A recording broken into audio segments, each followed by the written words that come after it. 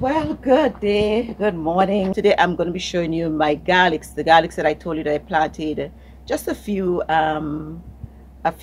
days, maybe about a week now. I think I planted them last week Friday actually. It's not even a month, it's not even a week yet. It's not a week yet because I planted them last week on Friday, which was the first. I wanted to make sure that I got them in the garden, in the ground for the first. So I planted them on the first, and let me show you where they are right now, how well they have grown, because remember I had them in my fridge for about two months and they had already sprouted. So once I put them in the earth, it was just time for them to just get going, to keep running. So let's just take a quick look at my garlics. So these are the garlics here, and I believe that they have done exceptionally well, all things considered. As I said, I only planted them last week Friday. You can see that they're already grounded and that they are rooted and growing right now. Right now, our weather, when I checked this morning, when I got up at about 6, it was about 77 degrees. And we are at the 5th of December. I am thinking that the weather is going to continue to drop. Which would make for a better climate for my garlics, and at the time when the weather is starting to pick up, which, as I said, would be around March or somewhere in next year, March, April, that these should have already do their due and just about ready to harvest. It's just an experiment. It's an experimental crop that I'm growing of the garlics, and to see how they do in my climate. I actually planted some last year, but it was really a foolish time to have planted them. I believe I planted some around August or September of last year, which I know was not a good time. And they did sprout and they grew a little bit, but certainly they were starved and of course dried up because it was so dry. So now I think it's a very good time because the weather is starting to cool down. So you're with me to see what happens in my climate. I'm actually in the Virgin Islands, so we will see what happens to garlic in the Virgin Islands. But where I am currently living is actually at a high point of the island, so it is normally cooler in my area than it would be in some of the other parts of the island because I'm up on the hillside. So I would hope all of that will contribute. This morning I've watered, I've sprinkled some blood meal in the area and watered that in. In another week or two, I think I would sprinkle some 10-10-10, some triple 10 at their roots and mold them up a bit in order to feed them. This patch is where I've planted my carrots. And I am seeing some small things coming up. I don't know if it's the carrot plants. I planted some carrots maybe about 2-3 years ago, and I got a very good crop from them. I didn't do anything last year, as I said. So this is the first year that I'm coming back. So I really can't remember what the trees look like. I'm going to monitor, and if not, I am going to plow again. I'm not going to waste any time and reseed the area. If in a week or two I am not seeing any sign that these trees, because it can very well be that I have some weed coming up in this area. If I am not seeing anything that looks like carrots in another week or two, I'm going to reseed. This was actually my sweet potato plot for the last few months, but honestly I can't even say it was a crop because I did not really take care of them. So now I of course pulled them out, and I still have a tree right here that has volunteered as a volunteered sweet potato.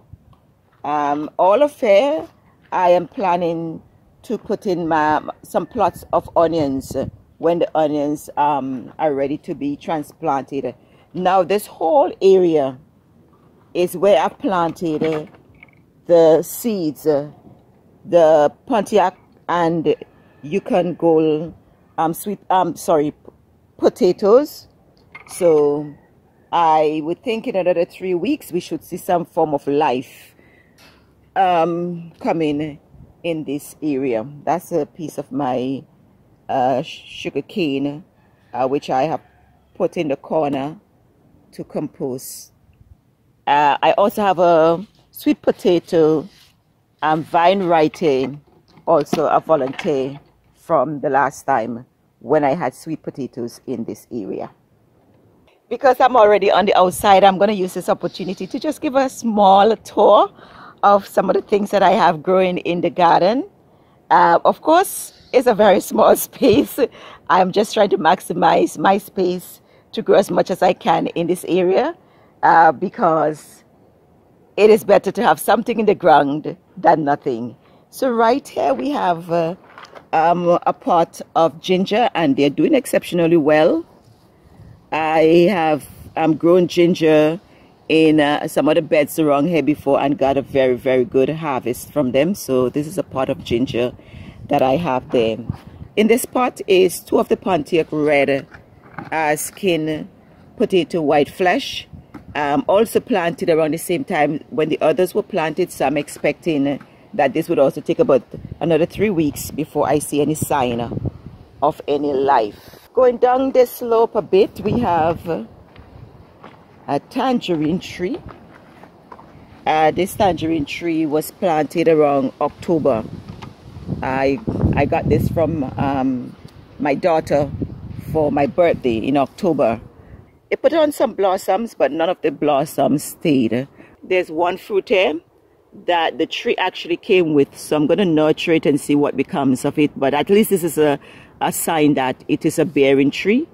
I really wasn't expecting the blossoms that came on it to hold, because it would not have been rooted as strong to sustain all of those blossoms to bring them to fruit. So I was not disappointed, to be honest.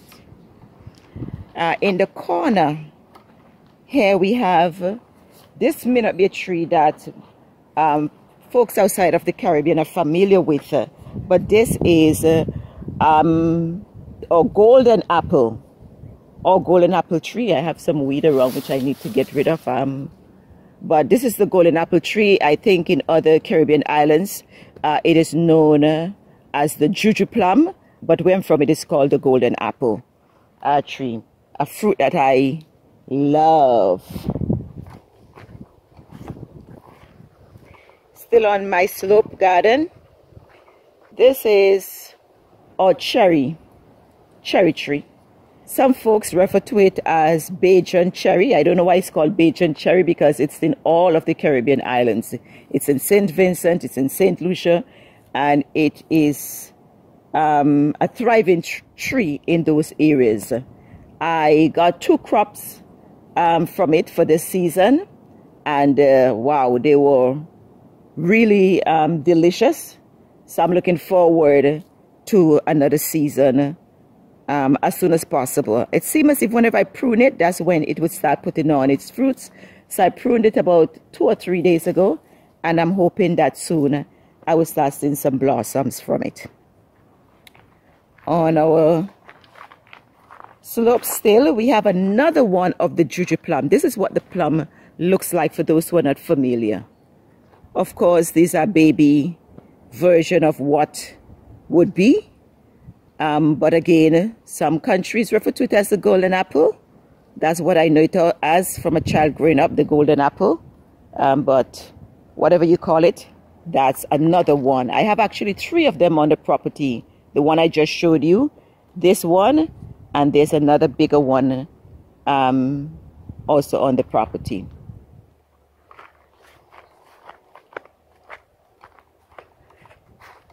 All right, one other thing that I want to show you here, well, not one, but this is my coconut tree. This coconut tree is what is referred to as the Spanish nuts or dwarf. So this tree would bear in another maybe year or less. All that needs to happen is for the trunk. Once you start seeing the trunk coming out of the ground, it would start putting on the blossoms to bring out the coconut. So it can bear from that height. Again, because it is a dwarf, coconut tree or Spanish nut, so it's not going to get as tall. It's not going to have to be as tall for it to bring out some fruits. And right in this area we have our banana roots.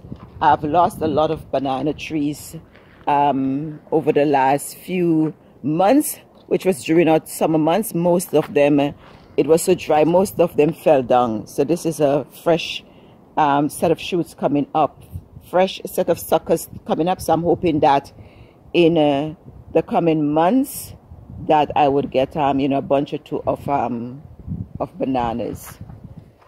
This is of course my guava tree. This was destroyed in one of the storms that we had for this hurricane season. I can't remember what was the name of the hurricane, or the, well, not the hurricane, but the storm that we had, and it cracked this tree. This tree was about 7 or 8 feet tall.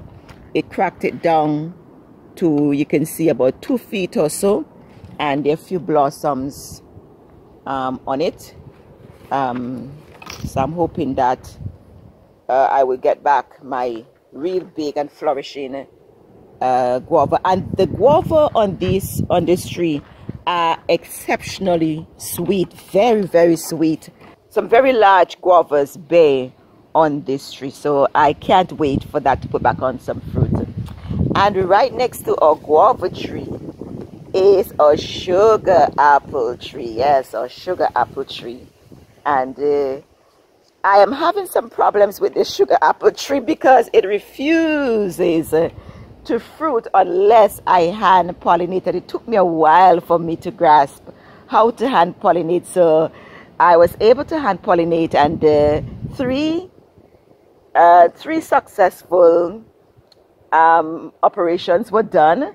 And so I have 3 sugar apple on my sugar apple tree. So we have 2 here.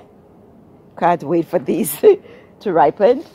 And there's 1 right there. I don't know if you can see it underneath there. Yes, that's 1 right there. The strangest thing about this one is that the limb that is on is cracked to the top, but still the fruit is growing. So I would hope that that stays like that until my fruit is completely matured. Down in our distance here, there is a large sapodilla tree. Let's see if we can just go down a bit and see what's going on with this sapodilla tree. But this is one of my favorite trees on this property, this sapodilla tree. And right now I would say it is loaded. You may not be able to see all of them, and there's some small blossoms and there's some good sized fruits in between, and I can't wait. I am telling you, I cannot wait for this to mature, these fruits. I am constantly checking the internet to see how long it takes for sapodillas to mature. It is actually the 3rd time that it is putting on fruits, but the last 2 times I believe I probably just got about 3 or so fruits for each season. And of course it might have been because the tree's young. I got this tree in 2020, so it put on fruits 2021 and then again in 2022. But now for 2023 it is really loaded, and I am excited for this season of sapodillas. And right over there in the distance is my soursop. It put on some blossoms this year, but I was not expecting those blossoms to hold either, because it is a very young tree. That also got planted in 2021, somewhere in that area, but it has grown tremendously. That tree is about what, 13 feet. It is very, very tall. At some point I have to do some pruning of the sapodilla and also the soursop, because right now they are just fighting for space. I fell in love with the sapodilla tree. I always wanted one.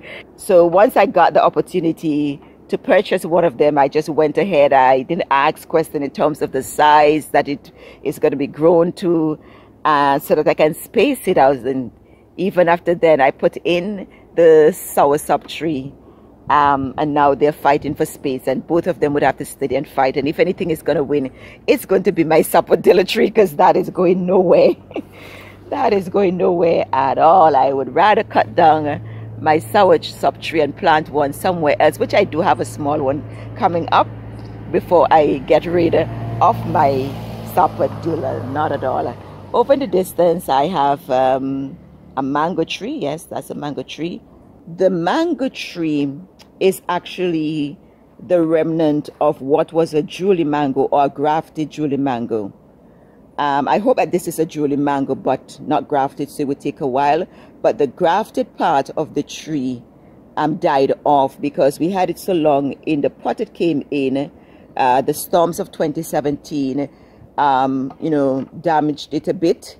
And once I transplanted it, the grafted part of it died off and leave just the mature root. So that's the mature root growing up there. So I'm hoping that it is a Julie mango still.